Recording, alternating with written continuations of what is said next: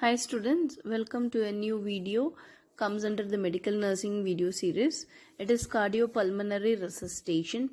It's a very important aspect in nursing as we study in first year in first aid as CPR, and in second year under medical nursing we study as BLS, and in third year we study the advanced life support. So at the end of this video I have given some questions as feedback for your listening knowledge. Move on to the video. Introduction. CPR is a life-saving technique useful in many emergencies in which someone's breathing or heartbeat has stopped. So if someone's breathing or heartbeat suddenly stops, the CPR comes as a life-saving technique. So what is the definition? So definition as per American Heart Association, cardiopulmonary resuscitation is a technique of basic life support for oxygenating the brain and heart until appropriate definite medical treatment can restore normal heart and ventilatory action. So it is nothing but the basic life support we are giving to oxygenate the brain and heart till any medical treatment comes and save the person or take over the persons for the advanced life support.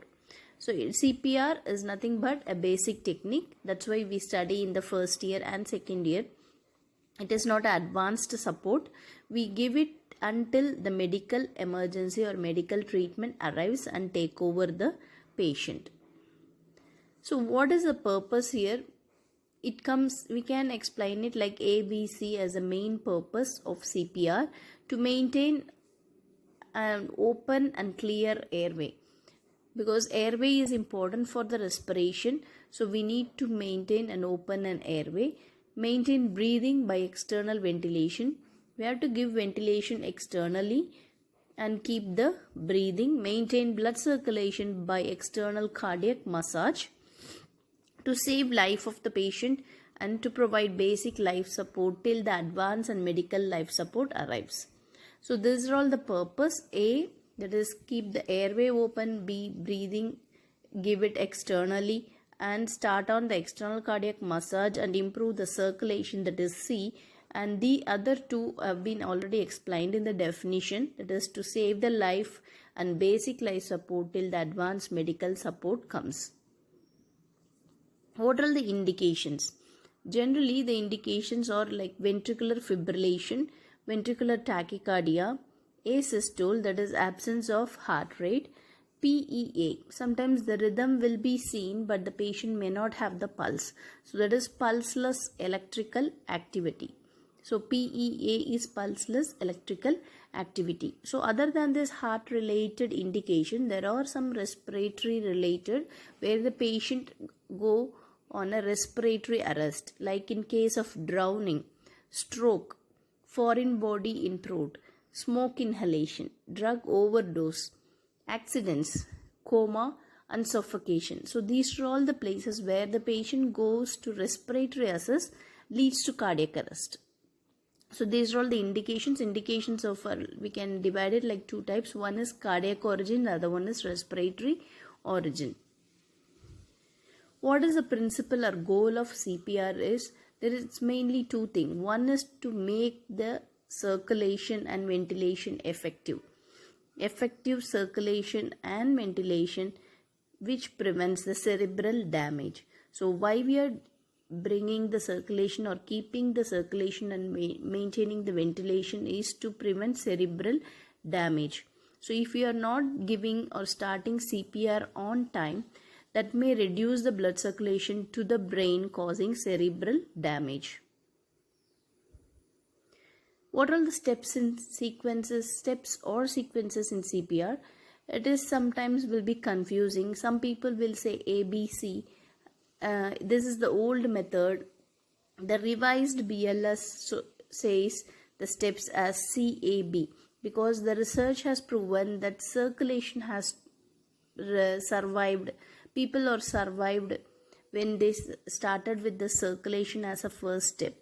So they revised the policy to CAB, that is first one C, that is circulation or chest compressions, and A is airway and B is breathing.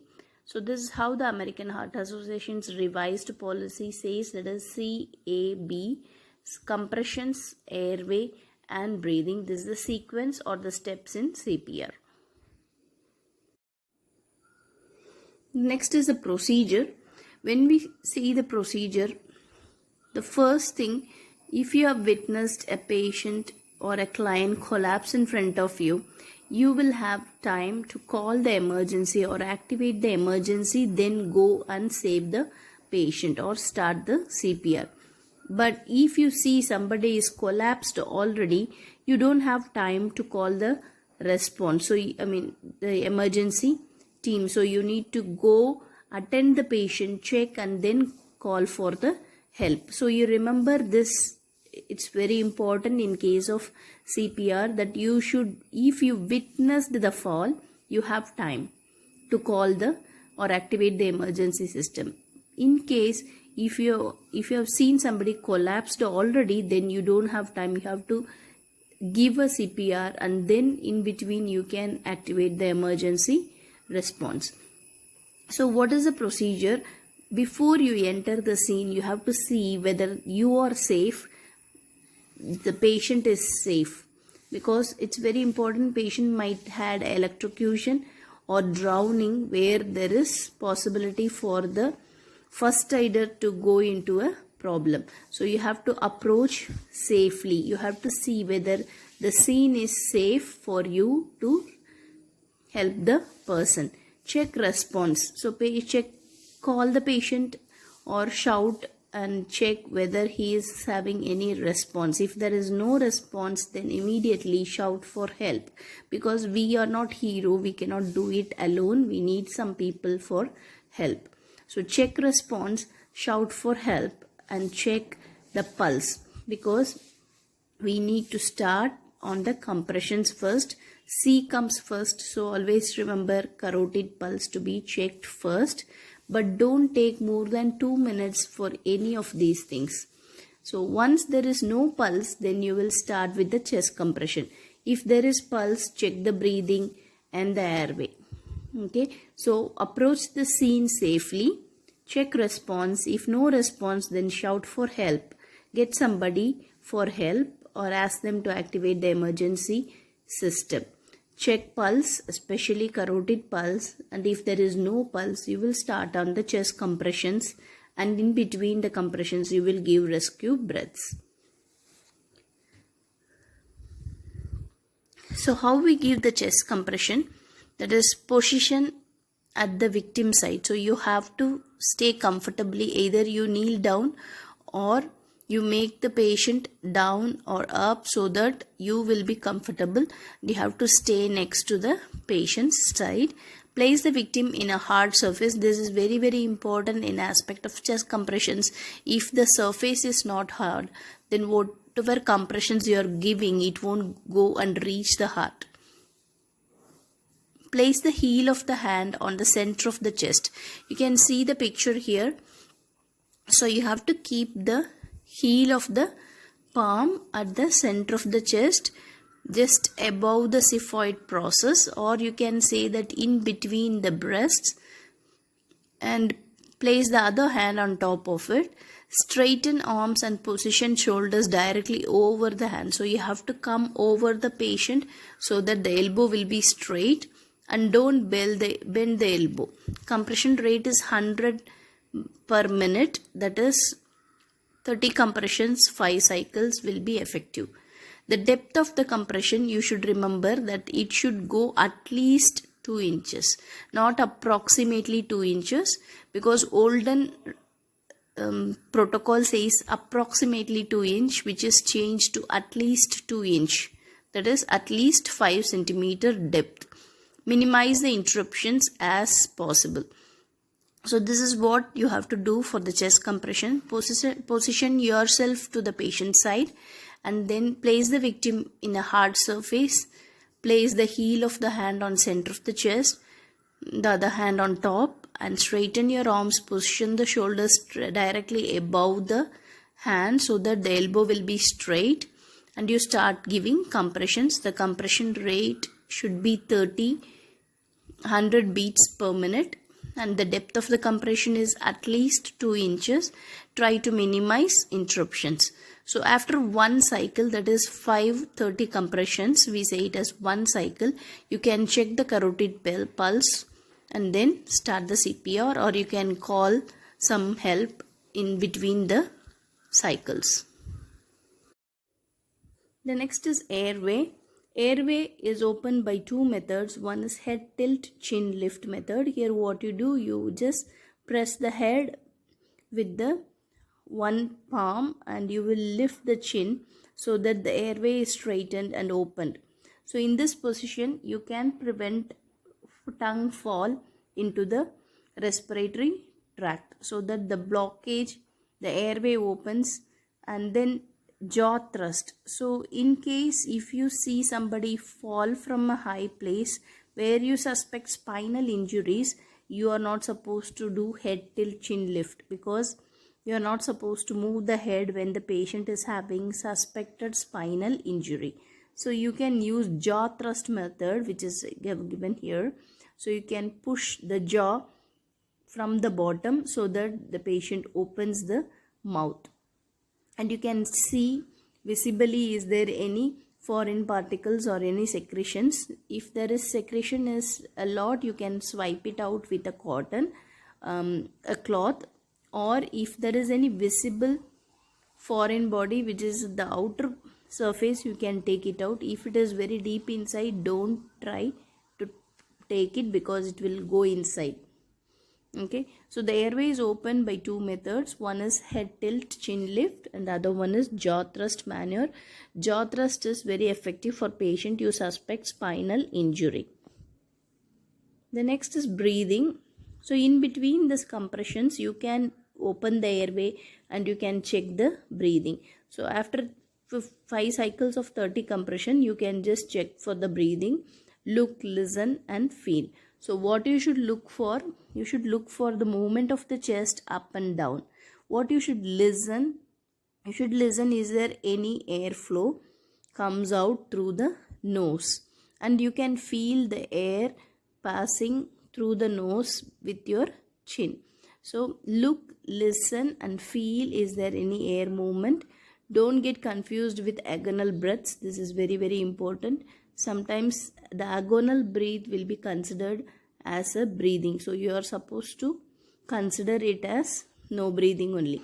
So there are 3 things which we can do to give breathing. That is external breathing, mouth to mouth breathing, mouth to nose breathing, mouth to mask breathing.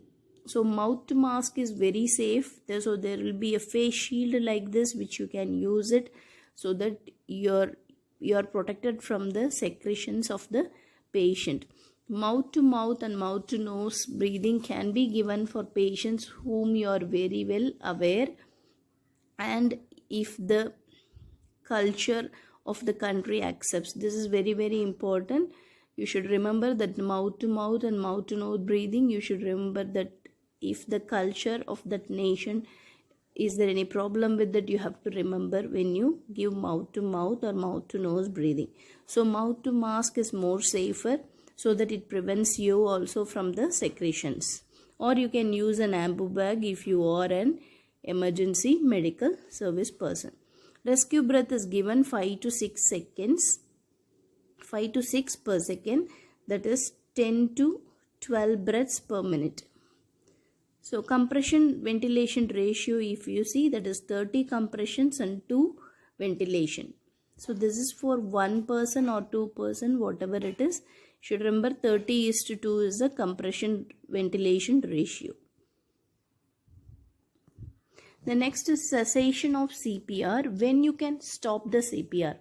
So you have started the CPR and you should know when to stop it. So client regain pulse and respiration. When in between the CPR, you are checking the pulse and respiration, and if the patient started breathing or the pulse started, then we can stop the CPR.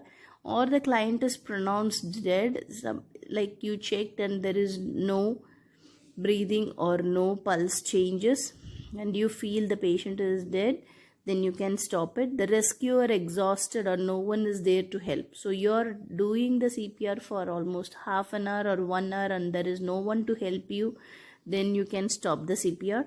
Cardiac or rescue team arrives and they told to stop. So if there is any rescue team comes and they ask you to stop, you can stop the CPR. This is all the situations where you can stop the CPR. So client regains pulse and respiration. Client is pronounced dead. The rescuer exhausted and no one is there to help. Cardiac or rescue team arrives and they told to stop you. So there is a BLS algorithm I have attached here, which is a revised one in my description box.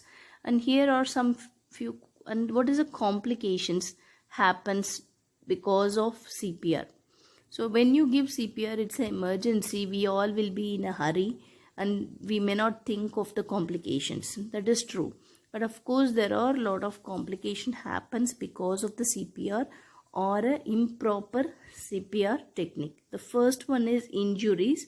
You may, during this compressions, you may fracture the rib or you may injure the diaphragm, and patient may go into hemothorax because of the injury, internal injury, spleen injury, external fracture of especially the sternum and the ribs, pneumothorax and liver injury. So these are all the things which may happen as a complication if the person is not properly following a CPR technique. So remember that you may cause complications also. You have to remember and be safe and provide a proper CPR. Diaphragm injury, hemothorax, rib fracture, spleen injury, liver injury, external fracture and pneumothorax are the complications. So this is a quiz time. So if you are able to answer these questions, then you understood the concept well. So if you want the answer, you can go back and check the video to find the answer. What are the BLS steps used for adults? Assess the individual, give 2 breaths, defibrillate and start CPR.